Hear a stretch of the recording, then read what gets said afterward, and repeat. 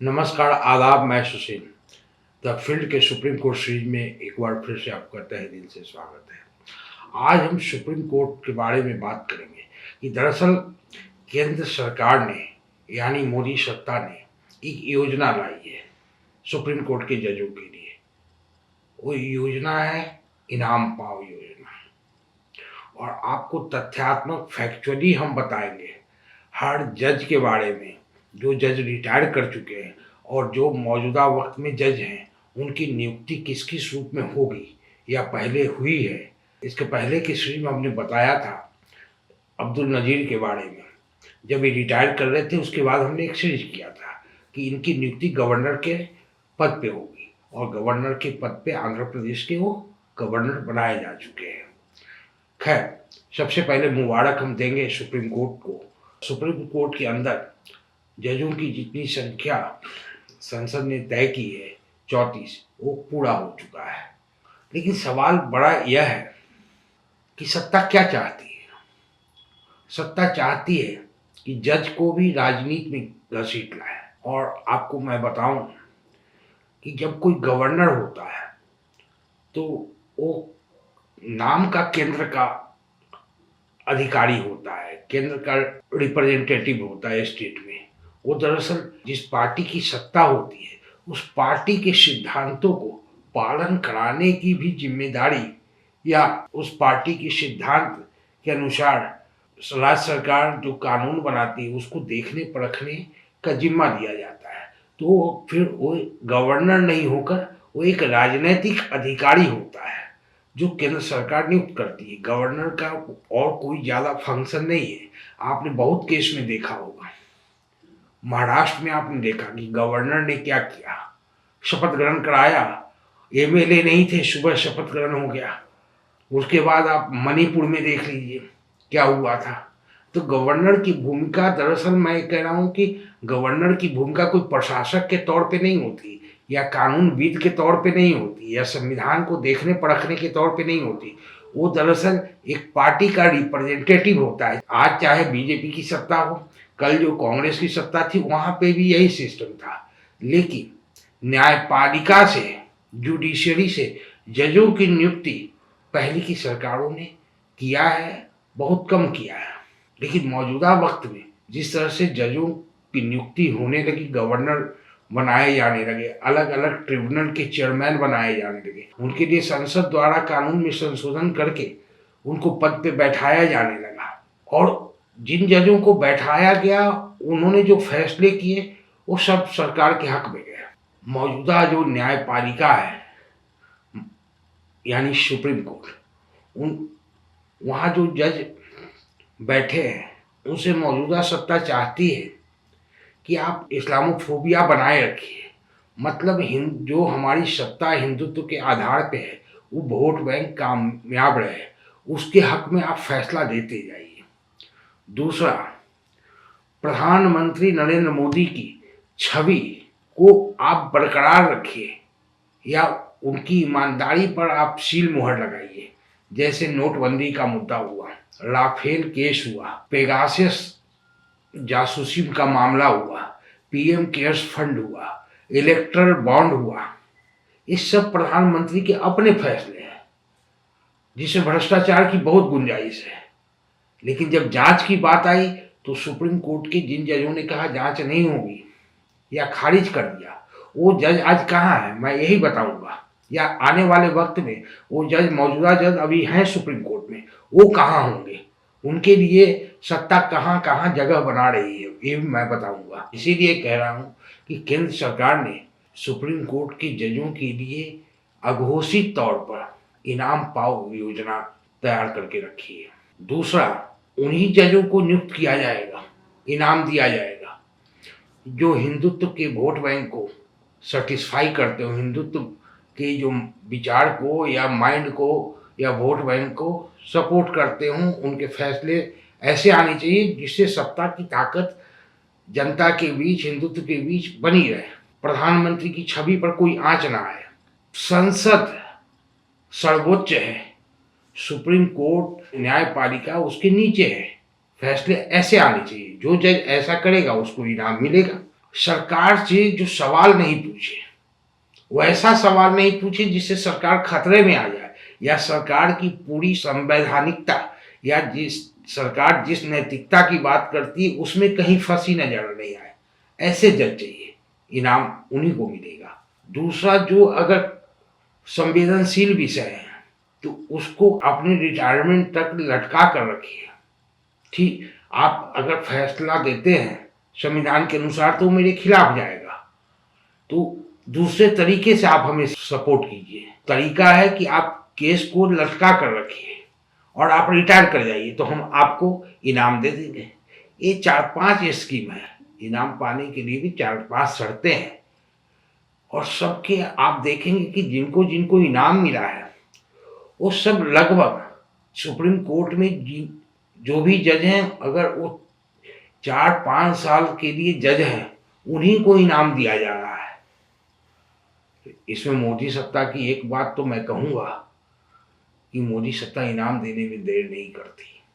देखिए, अब्दुल नज़ीर साहब 4 जनवरी 2023 को रिटायर किए और महज 1.5 महीने में ही इनको इनाम मिला, गवर्नर बना दिए गए। अब्दुल नज़ीर साहब कोई अकेला जज नहीं है सुप्रीम कोर्ट की जिनको इनाम मिला है। आपको मैं बताऊं, 2014 में जब मोदी सत्ता आई थी, सुप्रीम कोर्ट के जो उस वक्त के चीफ जस्टिस थे 2014 में, पलानीस्वामी सथशिवम, तुलसी प्रजापति का एक केस था गुजरात में, फर्जी इनकाउंटर पुलिस ने किया था, उसमें अमित शाह का नाम था। उस एफआईआर को रद्द खारिज किया था सथशिवम साहब जो चीफ जस्टिस थे। सत्ता आई, उनको केरला का गवर्नर बना दिया गया, जो 2019 में फिर रिटायर कर गया। अपने पूरे 5 साल के बाद रिटायर किए। अब्दुल नज़ीर साहब को ही गवर्नर क्यों बनाया गया? इसकी 2 वजह है। एक तो जो हिंदुत्व का वोट बैंक है उसको बरकरार रखने में जो सत्ता चाहती है कि इसको हम बरकरार रखें, उसमें अब्दुल नज़ीर ने जो फैसले दिए, खासकर बाबरी मस्जिद और 3 तलाक को लेकर, जिससे इस्लामोफोबिया फैलता है, जो राजनीतिक हिंदुत्व कहता है कि इस्लाम में गंदगी है, अब्दुल नज़ीर साहब उसी को सेटिस्फाई कर रहे थे। 3 तलाक के केस में शामिल रहे, बाबरी मस्जिद के केस में शामिल रहे, दोनों सरकार के हक में गए।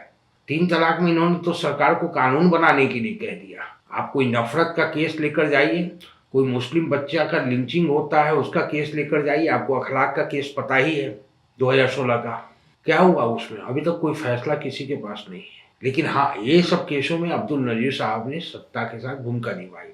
2 और महत्वपूर्ण केस थे।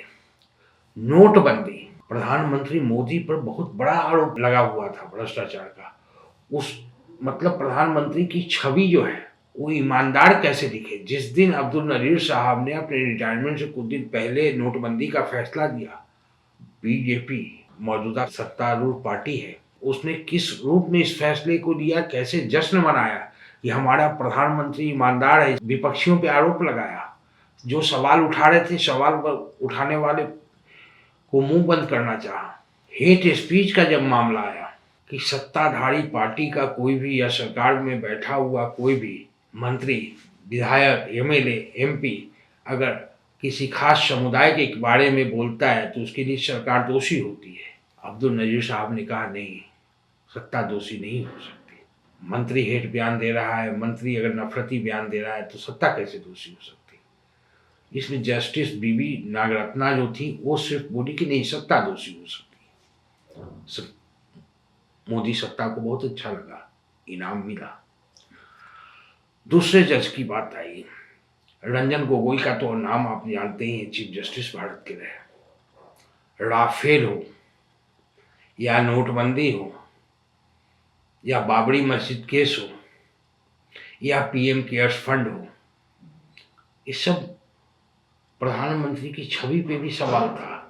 एक हिंदुत्व वोट बैंक को खुश करने का भी सवाल था। सब में इस सरकार के साथ गए। कहाँ पहुंचे चीफ जस्टिस रंजन गोगोई? राज्यसभा, इनाम पाओ योजना। इसी तरीके से दूसरे जज का आप लीजिए, जस्टिस हेमंत गुप्ता, ये 16 अक्टूबर 2022 को रिटायर करते हैं और ठीक 2 महीने के बाद 22 दिसंबर 2022 को लंदन में जो इंटरनेशनल आर्बिट्रेशन सेंटर है उसका चेयरमैन बना दिया जाता है। मतलब ऐसे समझिए कि इंटरनेशनल आर्बिट्रेशन सेंटर का मतलब जहाँ पे आप दलाली कर सकते हैं। जैसे अडानी साहब पर केस हुआ है, बाहर के देशों में अगर केस होता है तो वो एक दलाली का सेंटर है, उसका इनको अध्यक्ष बनाया गया है। ये लंदन पहुंच गया। आपको याद होगा हेमंत गुप्ता, हिजाब केस याद कीजिए। हिजाब केस में जो फैसले आए थे, इन्होंने साफ कहा था हिजाब उतार कर ही जाना होगा। जो हिंदुत्व नैरेटिव था वो कह रहा था, उस पर एक पूरी पॉलिटिक्स हिजाब पे हुई। हेमंत गुप्ता उस पॉलिटिक्स के साथ थे। जस्टिस AM खानविलकर जुलाई 2022 में रिटायर किए और पहुंच गए खानविलकर साहब। कहाँ पहुंचे? खेल पुरस्कार होता है, उसके किसको खेल पुरस्कार मिलेगा उसके अध्यक्ष बना दिए गए। क्यों बनाए गए? इन्होंने एक फैसले में साफ कहा कि न्यायालय को कोई अधिकार नहीं है कि अगर कोई MLA करप्ट हो जाता है, कोई विधायक भ्रष्ट हो जाता है, कोई MP भ्रष्ट हो जाता है, तो न्यायालय को उसको दंड देने का अधिकार नहीं है। मतलब मैं पहले ही कह रहा था कि न्यायपालिका पे विधायिका, मैं पहले ही कह रहा था सत्ता उस जज को इनाम देगी जो विधायिका को कहेगा सर्वोच्च है, न्यायपालिका विधायिका से नीचे है। खानविलकर साहब ने यही एक फैसला दिया। खानविलकर साहब ही वो जज है जिन्होंने साफ साफ कहा कि विदेशी जो पैसे आते हैं किसी NGO के पास, उसको राष्ट्रीय सुरक्षा के नाम पर अगर सरकार बंद कर देती है तो इसमें कोई दिक्कत नहीं है। जस्टिस खानविलकर साहब ने ये नहीं देखा क्या सरकार जो कह रही है राष्ट्रीय सुरक्षा का हवाला देकर वाकई में राष्ट्रीय सुरक्षा को नुकसान पहुंचेगा। उन्होंने मतलब 15 मिनट के जजमेंट में उन्होंने सारे NGO को जो कुछ पैसे आते थे, बच्चों को पढ़ाया जाता था स्कूल में और भी अलग अलग काम किए जाते थे, 2 मिनट में बंद कर दिया। हाँ, PM केयर्स फंड में पैसे अगर विदेश से आ रहे हैं 4,000 करोड़ रुपए, तो उस पर कोई सवाल नहीं होगा, सरकार बताएगी नहीं। वो फैसला ठीक था कि ठीक है सरकार नहीं बता रही है, सरकार का काम है।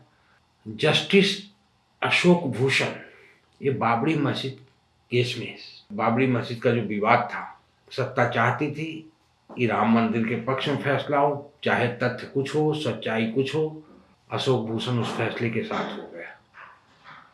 रंजन गोगोई, अशोक भूषण, मौजूदा जो चीफ जस्टिस हैं DY चंद्रचूड़, अब्दुल नजीर और AS बोबडे जो चीफ जस्टिस भी रहे, ये पांचों बाबरी मस्जिद के फैसले में एक स्वर से बोले सच कुछ भी हो, बाबरी मस्जिद तो वहां से हटेगी, राम मंदिर ही बनेगा।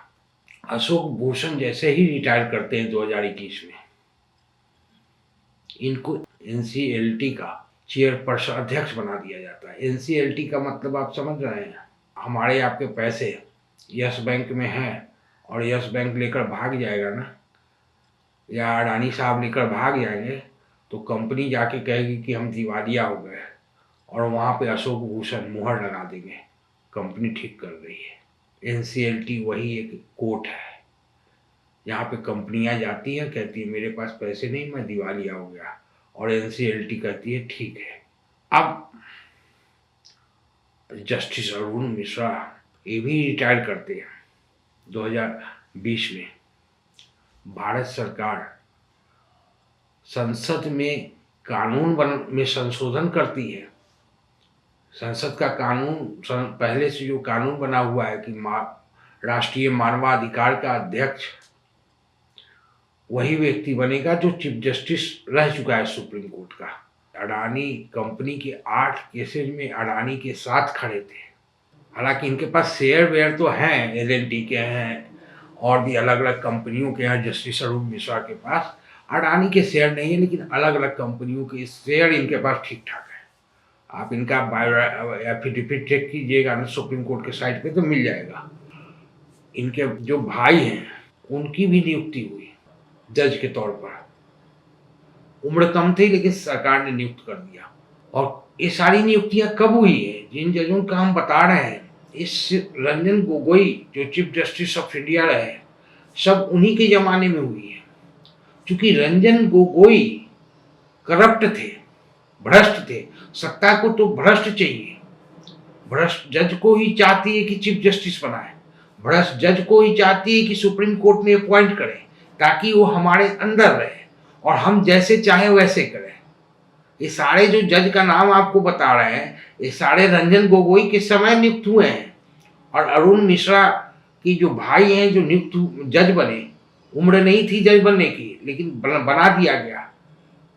ये रंजन गोगोई ने ही बनाया था। रंजन गोगोई ही वो चीफ जस्टिस है जो अडानी के सारे केसेज अरुण मिश्रा को दे रहे थे।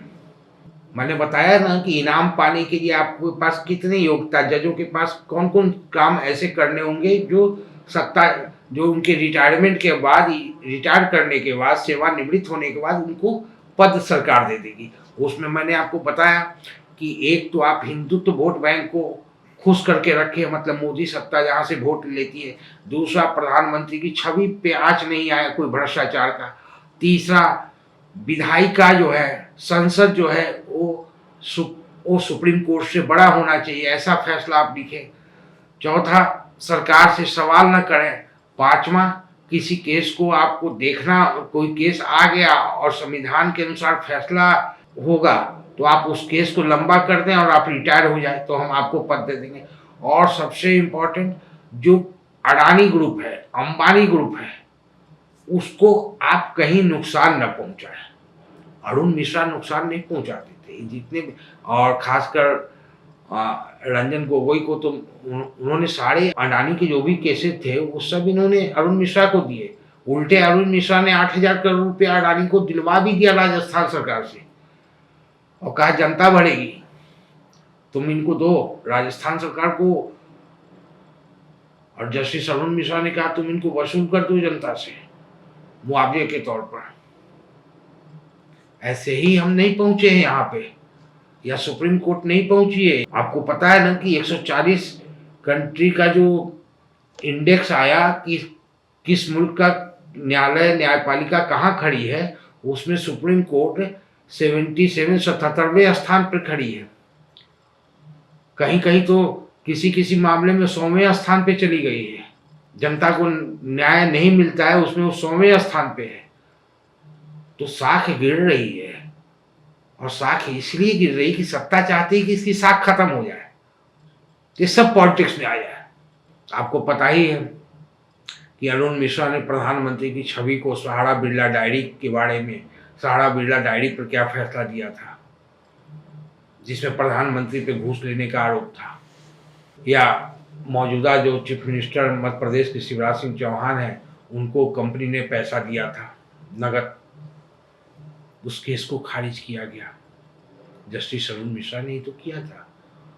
तो राष्ट्रीय मानवाधिकार आयोग का अध्यक्ष क्यों नहीं बनाएंगे? जस्टिस आदर्श कुमार गोयल, ये ऐसे सुप्रीम कोर्ट के जज रहे, इनको भी बनाया गया। लेकिन इसमें बड़ी आश्चर्य की बात है कि जिस दिन ये रिटायर करते हैं, मतलब 6 जुलाई 2018 को रिटायर करते हैं, शाम को सुप्रीम कोर्ट से वापस आते हैं, तो इनके हाथ में सरकार पहले से एक अपॉइंटमेंट लेटर तैयार रखती है। राष्ट्रीय हरित अधिकरण का इनको अध्यक्ष बना दिया गया, जो हमारे आपके पर्यावरण का ख्याल रखती है। वो एक अलग कोर्ट होता है, उस कोर्ट के अध्यक्ष बना दिए गए। और उसी दिन इनके बेटे को हरियाणा सरकार भी 1,40,000 के वेतन पे नौकरी दे देती है कोर्ट के अंदर, सरकारी वकील के तौर पर। एक चीफ जस्टिस और जो रहे बाबरी मस्जिद केस में, जस्टिस एस.ए. बोबडे। संविधान में किन चीज़ों को रखना है, सुप्रीम कोर्ट का नया नाम क्या तय करना है, सुप्रीम कोर्ट का नया नाम क्या होगा, संविधान के किन किन बातों को हटाना है, संविधान के प्रस्तावना में क्या संशोधन लाना है, सरकार वो कमेटी बना रही है।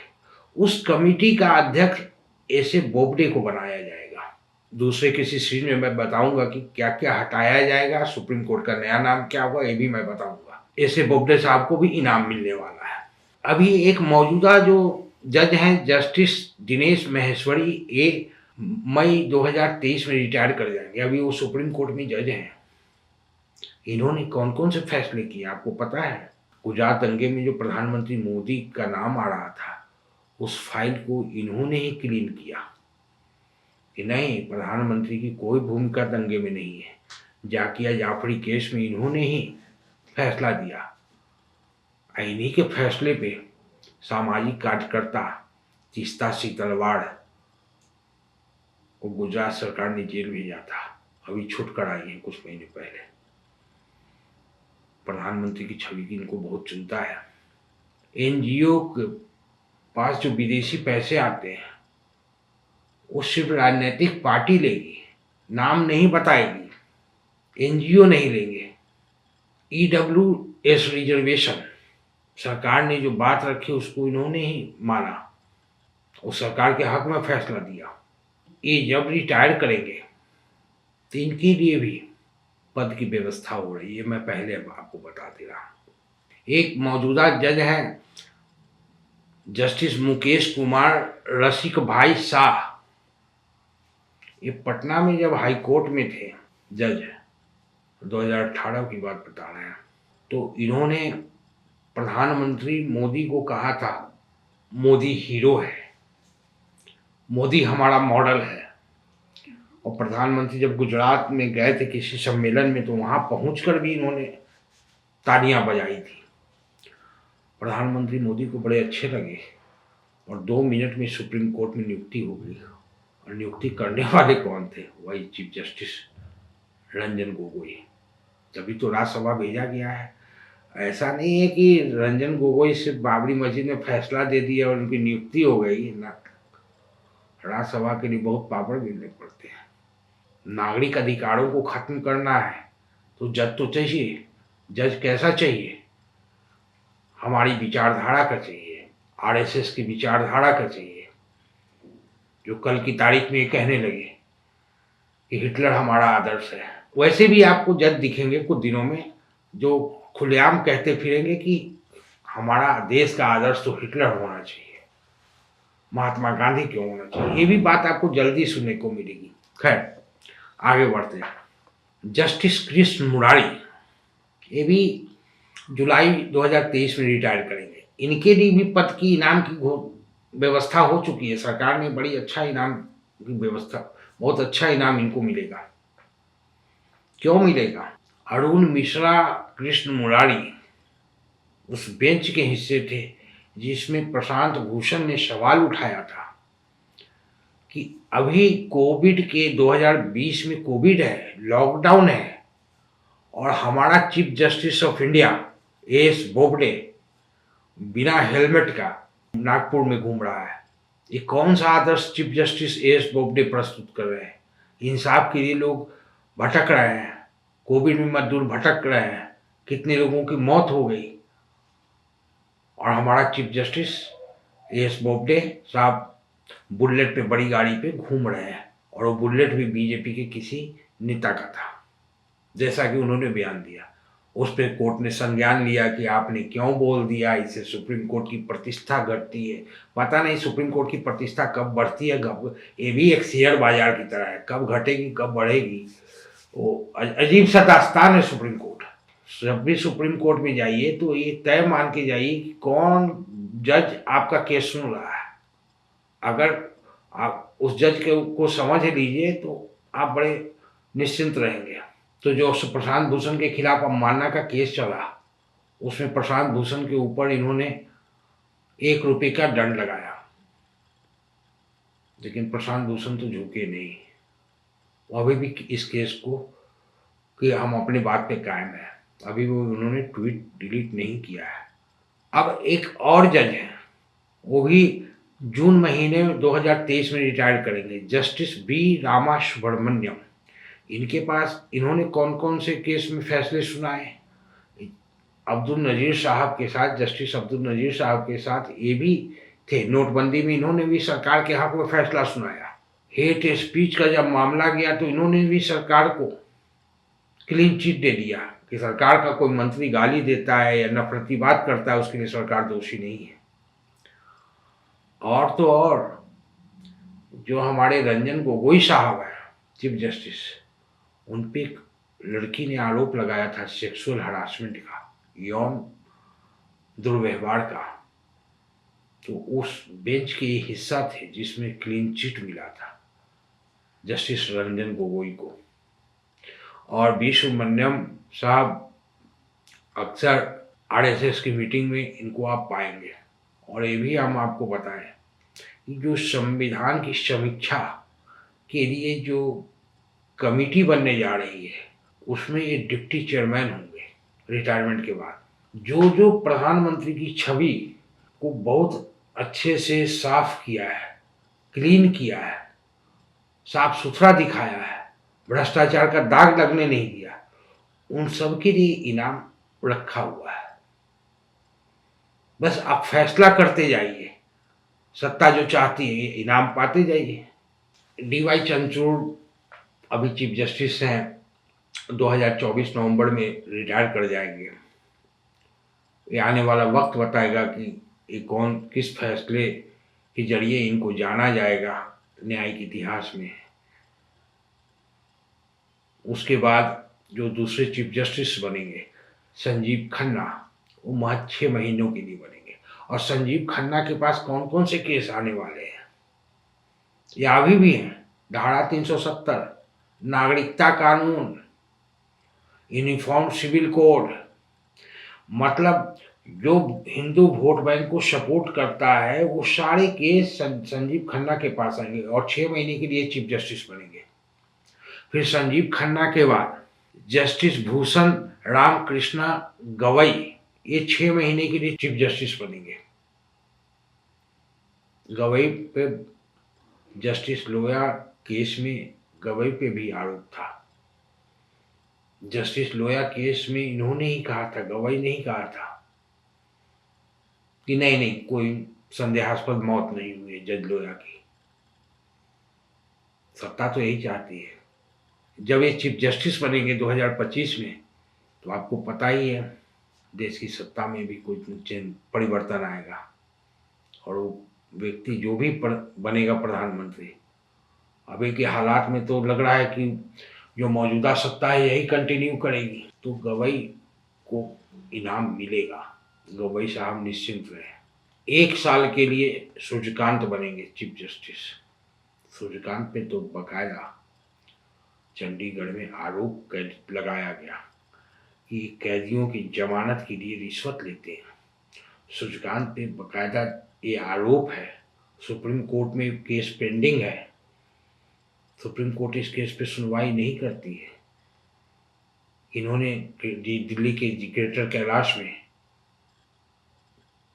जो मकान लिया वो पैसे कहाँ से आए, उसे भ्रष्टाचार का आरोप है। सत्ता चाहती है कि चीफ जस्टिस जब भ्रष्ट हो, करप्ट हो, तो फिर क्या कहने।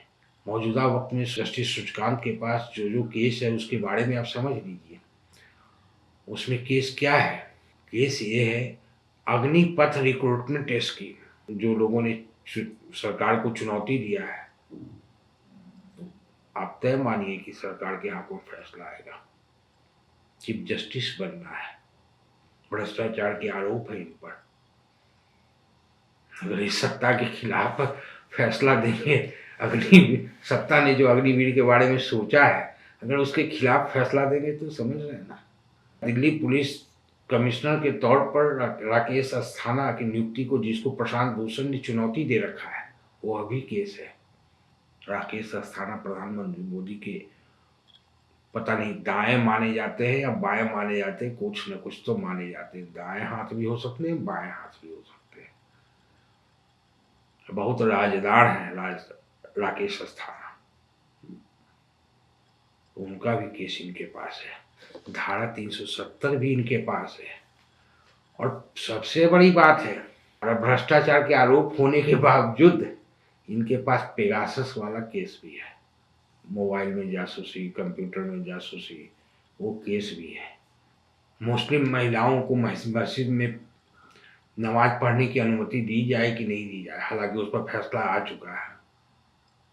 लेकिन आप ध्यान से देखिए कि प्रधानमंत्री मोदी की छवि को लेकर जितने भी ऐसे केसेस जाते हैं वो भ्रष्ट जज के पास ही जाता है। अरुण मिश्रा के पास ही जा रहा था उस दौर में। और अभी देखिए कि जस्टिस सूर्यकांत की भी नियुक्ति रंजन गोगोई ही कर रहे हैं। जस्टिस सूर्यकांत आरएसएस के कोर ग्रुप के मेंबर भी हैं, सदस्य भी हैं, राष्ट्रीय स्वयंसेवक संघ के। अब भ्रष्ट भी हैं। सत्ता को तो यही चाहिए, आरएसएस का हो गया, भ्रष्ट हो गया, और क्या चाहिए, और चीफ जस्टिस भी बनना है। तो इनके लिए भी इनाम है। इनाम क्या है कि इनाम यही है कि आप भ्रष्ट हो तो चलो कोई बात नहीं, तुम चीफ जस्टिस बन जाओ, ये एक इनाम है। ऐसा नहीं कि हर किसी को इनाम है, इनाम अलग अलग रूप में दिए जाएंगे। किसी को पोस्ट दिया जाएगा, किसी को किसी के साथ मरौवत किया जाएगा, तो इनके साथ मरौवत किया जाएगा कि 1 साल के लिए चीफ जस्टिस बनेंगे 2027 में। और धारा 370 का केस भी इनके पास है, जिसके जरिए आपको पता है कि एक बड़ा वोट बैंक हिंदुस्तान में 2014 में तैयार किया गया कि हम सत्ता में आएंगे तो 370 हटाएंगे, हटा दिया गया। अब अगर जस्टिस सूर्यकांत कहते हैं गलत हटाया गया तो चीफ जस्टिस बनेंगे। जो लोग याचिका लगाए हुए हैं वो लोग जज को भी समझ लें। हाँ, याचिका लगाना आप मत भूलिए, ऑन रिकॉर्ड रखिए, ताकि ये न्यायिक जो भ्रष्टाचार है सुप्रीम कोर्ट के अंदर, न्यायपालिका में जो जजों के द्वारा किया जा रहा है, ये दर्ज होना चाहिए। बहुत बहुत शुक्रिया।